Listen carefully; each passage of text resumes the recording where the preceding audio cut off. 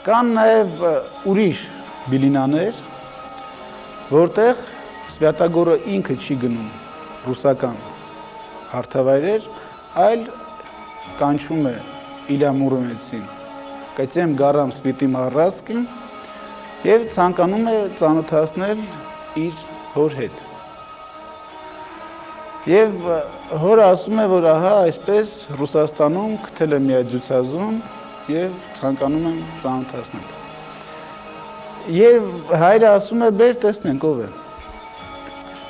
Եվ այստեղ տեղի ունենում մի հետաքրքիր երևույթ։ Սվյատագորը Իլյա Մուրոմեցին խնդրում է, որ հոր հետ բարևելուց ձեռքով չբարևի, այլ հորը մեկնի շիկացած երկաթ։ Որովհետև հոր ձեռք սեղմանը Իլյա Մուրոմեցը չէր դիմանա և իր ձեռքի փոխարեն մեկնում է շիկացած մետաղը և Սվյատագորի հայրը սեղմելով այդ շիկացած մետաղը հանգիստ ասում է դու երևի հզոր ձյուցազուն ես Իլյա Մուրոմեց։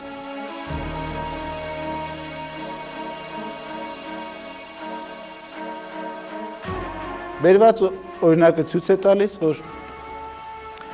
ի տարբերություն հայոց տան ձյուցազունների, որոնք ներկայացնում էին հուր տարերքը, Իլյա Մուրոմեցը, որը կրտսերն էր, պետք է ներկայացներ ուրիշ տիեզերական տարերք, իսկ հուր տարերքի ամենամոտ կրտսեր տարերքը դա օդ տարերքն է։ Փաստորեն բերված օրինակը ցույց է տալիս, որ հայոց սասնատան ծռերը, նույն Սվյատագորը հուր տարերքի ներկայացուցիչն է, իսկ ռուսական էպոսի հերոսները Իլյա Մուրոմեցը նրա կրտսեր եղբայրներն են և ներկայացնում են տիեզերական օդ տարերքը։ Արարատյան լեռներում Սվյատագորը Իլյա Մուրոմեցի հետ շրջագայելով նրան սովորեցնում է իմաստություն և ռազմական գիտելիքներ, որը ռուսական բիլինաների լեզվով ասվում է մոտավորապես այսպես. «И научил он Илью похваткам богатырским». Վերադառնալով Ռուսաստան, Իլյա Մուրոմեցը իր եղբայրների Ալյոշա և Դաբրինների հետ դուրս են գալիս չար սև ուժի դեմ պայքարի, Կրիվդայի, ոգևորված այն բանից, որ անցել են Սվյատագորի դպրոցը, ստացել են Սվյատագորից հրեղեն թուրը, որովհետև կա մի բիլինա, որտեղ Սվյատագորը իր թուրը հանձնում է Իլյա Մուրոմեցին, Իլյա Մուրոմեցը սկզբից չի կարողանում այն նույնիսկ գետնից բարձրացնել, հետո Սվյատագորը երկու անգամ փչում է նրա երեսին, ցանկանում է երրորդ անգամ էլ փչել, Իլյա Մուրոմեցը հրաժարվում է, ասում է, այդպիսի ուժ արդեն չեմ կարող պահել իմ ներսում և հանձնում է թուրը։ Եվ այսպես ոգևորված երեք եղբայրներ դուրս են գալիս Կրիվդայի դեմ, սկզբնական շրջանում հաղթում են Կրիվդային, բայց հաղթելուց անմիջապես հետո սկսում են գոռոզանալ, որ իրենք հաղթեցին իրենց ուժով, և այդ պահից արդեն այն Կրիվդայի ուժը, որը թվում էր, թե արդեն ոչնչացել է, սկսում է մեծ թափով բազմանալ և ավելի ահռելի ձևով հարձակվում է երեք եղբայրների դեմ։ Երեք եղբայրները կանչում են բոլոր սլավոն ձյուցազուններին, 40 եղբայրներով դուրս են գալիս և 40-ով ծանր և դաժան պարտություն են կրում Կրիվդայի դեմ։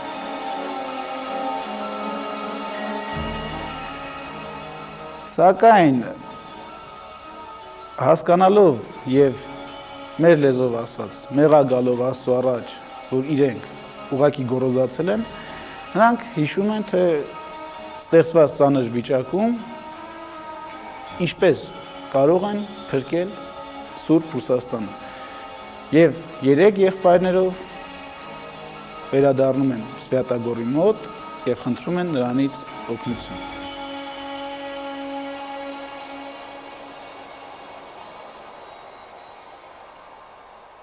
Սվյատագորը բացելով աչքերը, հանգիստ նայելով երեք եղբայրներին, միայն Իլյա Մուրոմեցին է թույլ տալիս, որ մոտենա իրեն և խոսի։ Լսելով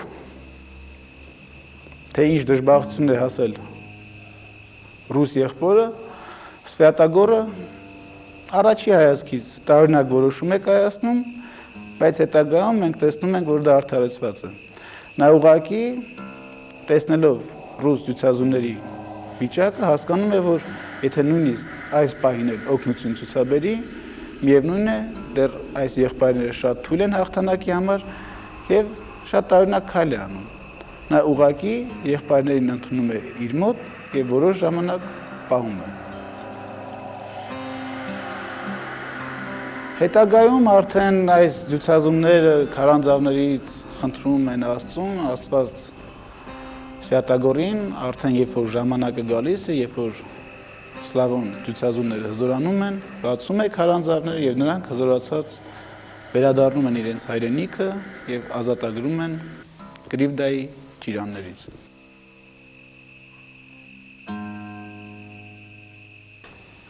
Քանի որ ռուսական բիլինաներում հատուկ շեշտվում է Սվյատագորի եւ մյուս ցուցազունների միջև, որ սրանք ռուս ցուցազուններ են, ռուսկի բագատիրի եւ ինչպես արդեն ասացինք, Սվյատագորը նրանց հարված ուղակի ասում է, как эти русские мухи кусаются, այստեղ պարզ երևում է, որ գործ ունենք մի կողմից ռուսական ցուցազունների, բագատիրների, մյուս կողմից հայոց հրեղեն Սասնացուր Սանասարին եւ նրա որդիներին, որովհետեւ հետագայում կան շարքեր, որտեղ մենք տեսնում ենք Սվյատագորի գործունեությունը խիստ համընկնում է մհերի, նույն քարանձավի փակվելը, նույն այդ քարանձավները, որտեղ նա տեղավորում էր սլավոն եղբայրներին, տեսնում ենք գործունեություններ, որ տիպիկ են կոնկրետ Դավիթին, մեծ մհերին եւ այլն։ Եվ այստեղ պետք է անպայման նշենք, որ նույն սլավոն մտածող մարդիկ բավականին մոտեցել են այս պատասխանին եւ այստեղ հատկապես կուզենայինք մեջ բերել ուկրաինացի մեծ բանաստեղծ Պավլո Տիչինայի խոսքերը, որը ուսումնասիրելով սլավոնական էպոսը եւ հայկական Սասնա ծռեր էպոսը եկել էր այսպիսի եզրահանգման։ О том, что армянские богатыри принадлежат и другим народам, есть прямое упоминание и в самом эпосе «Сосна царер». 40 богатырей, которых Давид собрал из 40 стран, благодарят его за то, что он им нашел по одной невесте.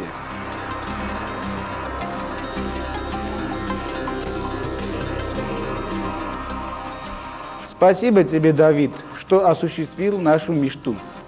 И каждый отправляется в свою страну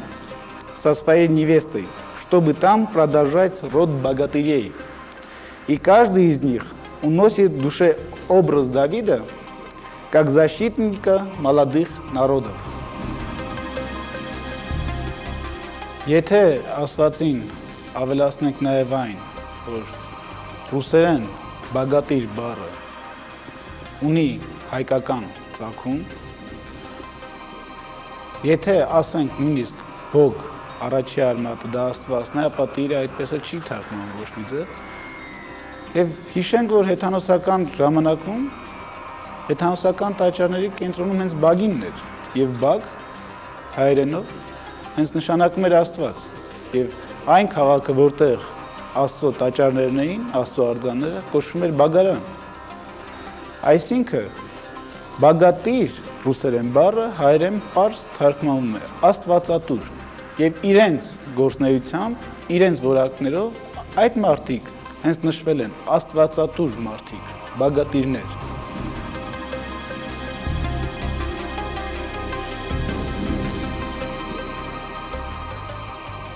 Ինչ է տալիս այսօր մեզ հայկական էպոսի եւ ռուսական էպոսի համեմատությունը։ Միթե դա ընդամենը զուտ մշակութային ստեղծագործությունների զուգահեռներ է։ 1828 թվականին ռուսական բանակի մուտքը Հայաստան եւ դրանից հետո սկսվեց նախ վելիկորուսական, ցարական, հետո խորհրդային կայսերապաշտական մտածողությունը եւ արդեն մոտարապես 200 տարի մեզ բոլորիս հանգիստ, դանդաղ, իսկ երբեմն էլ ոչ այնքան հանգիստ, բացատրում են, որ հայ ժողովրդի ավագ եղբայրը ռուսներն են, եւ մեր գոյությունը կարծես թե հենց կախված է ռուսներով։ Համեմատելով երկու ժողովուրդների հերոսական էպոսները, հանգնում ենք այն պարզ եզրակացությամբ, որ գործը ընդհանրապես ունի հակառակ տեսք։